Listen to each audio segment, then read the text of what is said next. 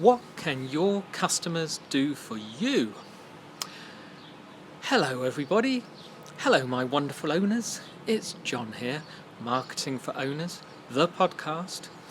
You can see the video at marketingforowners.com/podcast. Every single episode is recorded as a video, even if you're only listening to it on audio on iTunes and Stitcher. Anyway, welcome to May. It's May Day.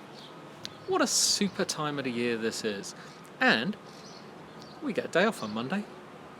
Even though it's just a Friday, it's the way it works in the UK, but whatever. Back to this. Customers. You do a lot for your customers. I hope you do. So what can your customers do for you? They can help you build your business. They can help you target your products and services to them. They can make your business easier. And how do we do that? We have to talk to them. I've said it before, there's all sorts of ways, but it's going to be via a survey. So let me give you a different way of looking at it. Because when we think of surveys, if you're like me, you're thinking of that phone call you got when you sat down for dinner the other day, suddenly the phone rang, you thought, oh, answered it, and it was a phone or a utility company that said, we're phoning from whatever, and we like to improve our services, and if you've just got 15 minutes, just ask it. No, that's not going to cut it. That's not what we were talking about. I want you to figure out who your top 10 customers are. Now, only you can do this. You can decide it in any way you like. You might only have 20 customers, so it should be easy. You might have thousands, like we do at Fire Protection Online. That's not so easy. So perhaps we want to look through and see who buys most often, who are the repeat customers, who are our top ones. You can decide who, in other words, who is worth listening to. So have they bought from you over a long period of time? Do they consistently buy? Do they make comments? That's the type you want. And this is going to be your weekend challenge, by the way. So what I would like you to do over the weekend, grab your pad, grab your pen, and write down the questions that you are going to ask those top 10 customers. Now, I'll make a add-on here. You can do this via Google Forms, a survey, or which is free, or via SurveyMonkey, and that's also got a free level, should be adequate. You can do it in these. So if you're going to send out a mass one to lots and lots of people, great. But I still want you to personally. This means you. Yes, owner. You. Like me. You need to speak to them one-on-one, preferably face-to-face. So if you have local business, you can go around and see them. Give them a ring, say, hey, I just need to pop in, just need to drop something off and ask you something. Is that okay? When's it convenient? Pop in and ask the questions. Give them a little reward for taking the time out. Maybe even invite them out for a coffee. You will be surprised. Maybe even invite them out for lunch. I don't know how much they spend with you, but you will be amazed at what this does for relationships. Yes. So you're going to do that. If you cannot get to them, phone them up personally and explain who you are and make it clear why you're ringing them. Don't give it all the like the script on the phone. We like your help with that thing. Just be honest about it. Just say, hey, I just got a couple of questions. I want to get deep, and you're one of my top customers, so can I, etc. In this survey, you do not need to know their name or age or any of that. You can, if you really do, leave it to the end, because they're not going to be very interested if you start off with the boring bits. So you need questions that are going to further your business. Now, you don't want to know sort of on a 1 to 5, how would you rate our service? Be very honest. Ask questions about competitors. So, for example, ask them, Give them a list of things that you do that you think are really top selling points, and give them a little grid or a 1 to 5, with 5 being the highest, of how important these are to you. So for instance, you may sell products.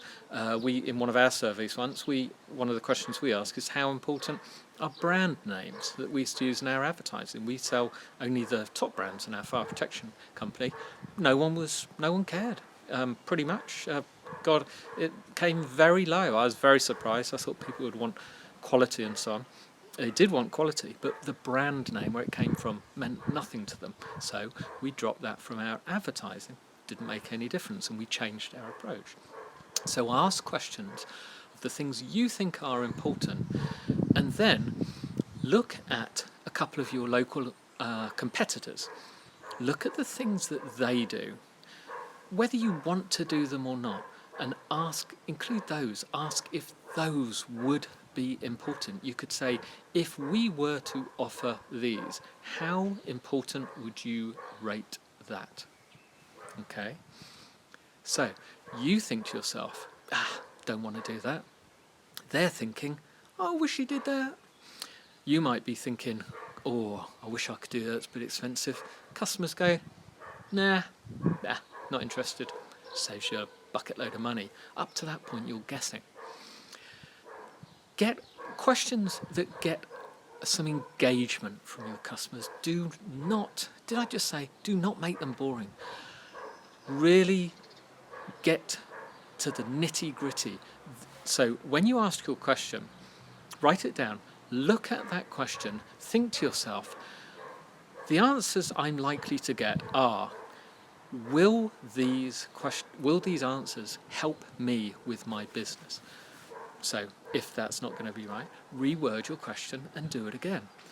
Now, make sure you don't have too many, because if you keep it short and sweet, then you can do it again. You could do it every 6 months, you could do it every year, and people won't think, oh, God, there's that question thing again from the boring people up the road. Now, at the end, this is a very important. You need to ask them a question, an open-ended question that will get an answer in their own words. Perhaps you could ask two. Something along the lines of, what product or service, what additional could we add that would make you think we are the perfect whatever you are? So for instance, if you're a mechanic, what could we offer either during our services or while you wait that would make you think we are the perfect mechanics? Something like that. Now, people will come out with outrageous things that they might, for a laugh, they might say, free iPad to play with. And you might think, oh, great. But what happened if out of the 10, what if 6 said free iPad to play with while we're waiting in your waiting room? Do you think that would be worth considering? Of course, I just plucked that one out of the air, so don't worry, you won't have to all buy iPads. But what is going to be important here is that people will use the language that they use, not the language you use. And they will phrase things in a different way. They will show you their point of view. That is what's important. This is what you're trying to get to. You could also ask them, depending on what your thing is, ask them something else. What problems relating to your service keep you awake at night? What is your utmost priority? What problem do you think we can solve? Again, people will speak in their own words. You'll find some consistency, and you'll be able to use those words in your advertising, in your copywriting, in your website, in your headlines, etc. This is all good stuff. Please do it.